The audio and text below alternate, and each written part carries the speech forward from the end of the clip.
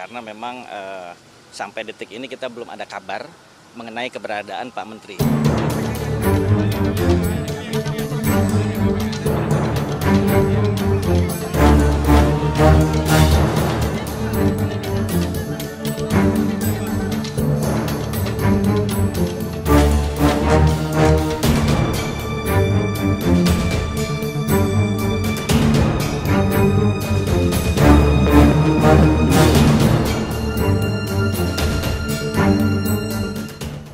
Itu masalah ke saya.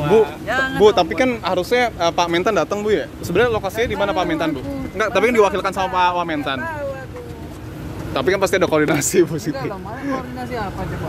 Kehadiran mungkin, Bu. Kan kehadirannya lapornya ke PSSK, bukan ke kita. Ya? Ya, makasih, Bu.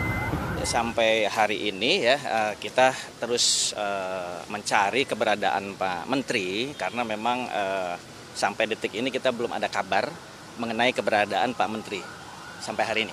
Tapi waktu itu pas kembali ke Indonesia memang posisinya nggak bareng sama rombongan atau gimana Pak? Kenapa bisa?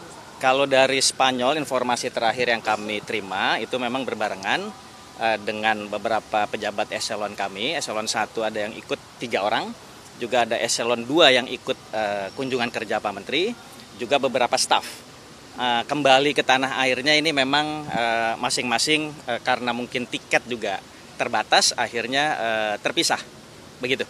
Pak, ada indikasi kabur dari kasus KPK yang sedang berjalan? Wah, insya Allah sih enggak ya. Mudah-mudahan kita doakan sama-sama agar bisa selesai. Insya Allah. Bukan, kalau kita nggak bisa cari, polisi ya KPK yang cari.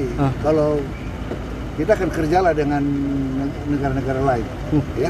Tapi berarti udah ada upaya untuk bersama dengan negara lain untuk mencari beliau. Belum ada terima surat dari KPK ya? Belum. Tapi udah ada tercatat belum sih Pak? Beliau udah masuk Jakarta, masuk Indonesia atau belum? Belum masuk.